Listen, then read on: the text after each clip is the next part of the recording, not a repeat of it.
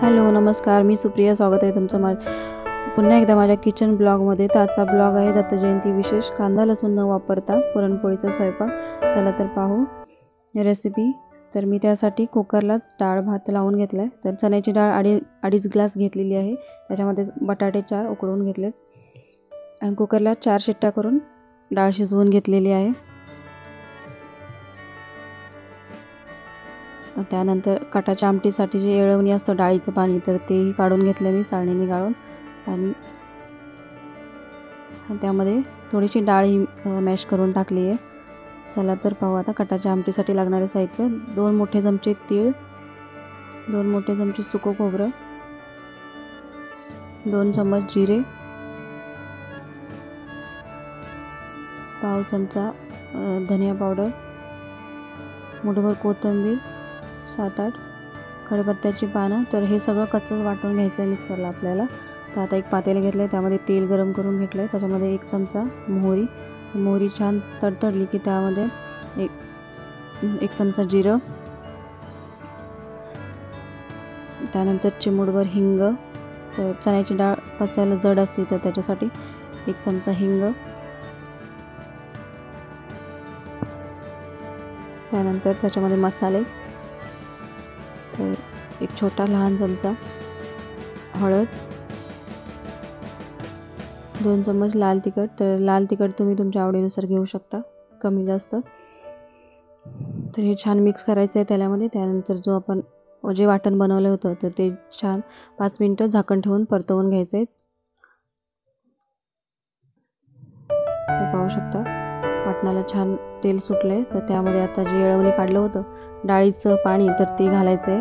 आणि आवडीनुसार पाणी कमी जास्त करू शकता तुम्ही. चवीनुसार मीठ. तर कटाची आमटी करताना गरम पाणी घालायचं, त्यामुळे कट छान येतो. त्यानंतर कोकमच्या ऐवजी तुम्ही चिंचही वापरू शकता. कोथिंबीर आणि 10 मिनिटं उकळून घ्यायचं. पाहू शकता 10 मिनिटं झाले. त्यानंतर बटाट्याची भाजी. ही कांदा लसूण न वापरता. तर कढईमध्ये तेल घेतलं मी 2 चमच. त्याच्यामध्ये 1 चमचा मोहरी, 1 चमचा जिरं, कढीपत्त्याची पानं, 4 मिरच्या. हे छान आपल्याला तेलामध्ये परतवून घ्यायचं. नंतर बटाटे उकडून चिरून घेते. नंतर हळद आणि जे उकडलेले बटाटे आहेत तर ते आपल्याला तेलामध्ये 5 मिनिटं परतवून घ्यायचे. व्हिडिओ आवडला तर लाईक, शेअर, सबस्क्राईब करा, कमेंट करा.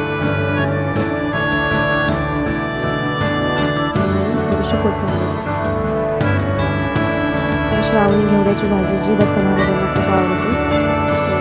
श्रावणी घेवडा मी घेऊन घेतला, त्यानंतर चिरून घेतले.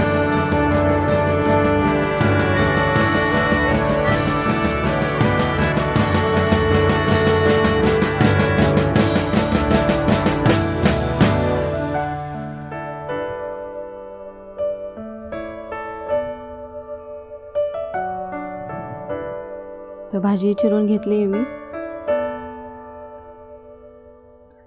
कढईमध्ये तेल घेतले 2 चम्मच. त्याच्यामध्ये 2 मिरच्या, 4 कढीपत्त्याची पानं आणि फरसबी, चवीनुसार मीठ.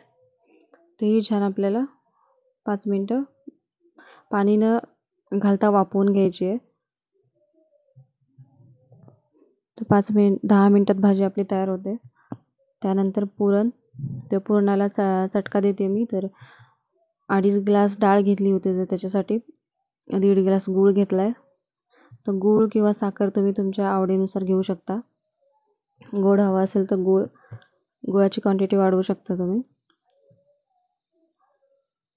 10 मिनिटं आपल्याला पुरण शिजवून घ्यायचं आहे. त्यानंतर वेलची, जायफळ, सुंठ आणि बडीशेप त्याची पावडर आहे. तर हे मिक्स करून घेतलं मी. पाहू शकता पुरण तयार आहे आपलं.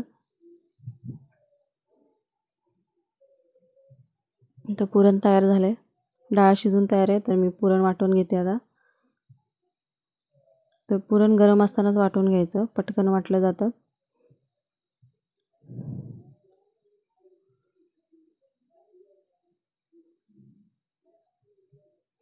तर पाहू शकता पुरण तयार आहे. आता पुरणपोळीसाठी लागणारं पीठ, तर मी गव्हाचं पीठ घेतलं आहे, 1.5 ग्लास पीठ घेतलं आहे.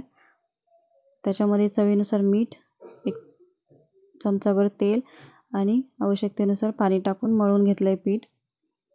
तर आपण पोळीला किंवा चपातीला जसं मळतो त्याच्यापेक्षा थोडंसं सैलसर मळून घ्यायचं आहे पीठ. तर थोडं थोडं पाणी घालून पीठ मळून घेते मी.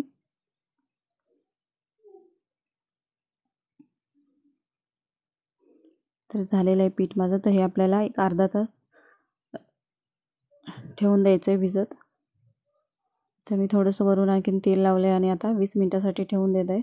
त्यानंतर आपल्याला पुरणपोळी लाटायला घ्यायची आहे.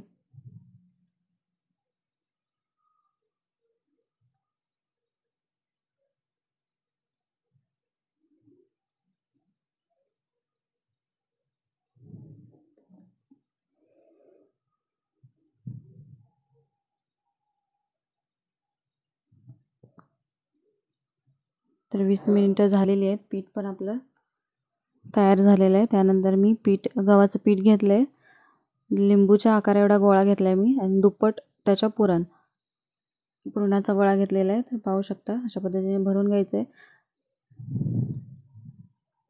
त्यानंतर पोळीला कोरडे पीठ लावून हलक्या हाताने लाटून घ्यायचे पोळी.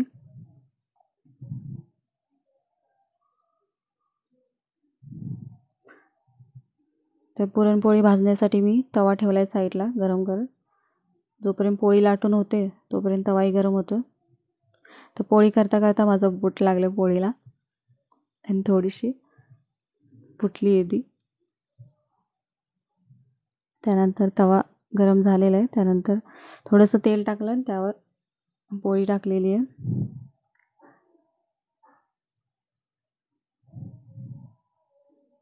एक साईडनं भाजली आहे, दुसऱ्या साईडनं मी पलटवून टाकली आहे तिला. आता वरून थोडंसं तेल किंवा तूप लावू शकता तुमच्या आवडीनुसार. तर मी तूप लावते.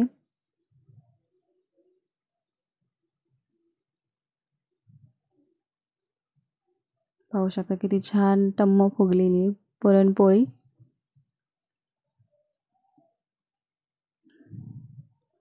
तर तयार आहे आपली पुरणपोळी. व्हिडिओ आवडला तर प्लीज लाईक शेअर सबस्क्राईब करा. आणि आता उडीद वडे, तर दत्त महाराजांना हे खूप आवडतात. तर मिक्सरला मी रात्रभर डाळ उडदाची 1 ग्लास भिजत ठेवली होती. त्यानंतर सकाळी मिक्सरला छान फिरवून घेतली आहे आणि त्यानंतर एक 5 मिनिट आपल्याला हे पीठ फेटून घ्यायचं आहे. आणि मी वाटीत पाणी घेतलं आहे, चेक करते आहे की झालं आहे की नाही पीठ तयार. 5 मिनिटं फेटल्यानंतर जर असं वाटीत टाकलं आपण जर पीठ आणि वरती जर आलं ते तरंगत राहिलं समजायचं झालं आहे पीठ. त्यानंतर आलं मिरची कोथिंबीर आणि कढीपत्ता चिरून टाकलेला आहे पिठात. चवीनुसार मीठ आणि हे मिक्स करून आपल्याला तळून घ्यायचं आहे. तर मी चहाची जी गाळणी असते त्याच्यावरच बनवते, पाहू शकता तुम्ही. छान होतात वडे याच्यावरती, आकारही छान येतो आणि हातही भाजत नाही. तर अशा प्रकारे तुम्ही करू शकता. तर ही टीप आवडली असेल तर व्हिडिओला नक्की लाईक करा, शेअर करा, सबस्क्राईब करा आणि एकदा नक्की करून पहा माझ्या पद्धतीने वडे. तर हे मंद गॅसवरती भाजून घ्यायचे आहेत. फास्ट गॅसवरती जर भाजले तर आतून कच्चे राहतात आणि वरून करपतात. तर पाहू शकता वडे आपले तयार आहेत.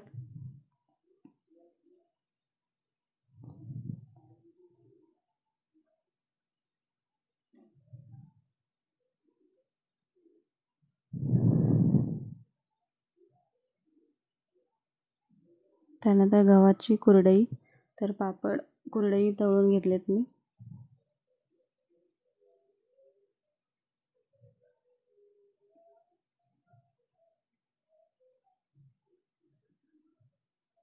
गव्हाची कुरडई, साबुदाण्याचे पापड, पळी पापड, तर ते तळून घेतलेत मी. व्हिडिओ आवडला तर लाईक शेअर सबस्क्राईब करा.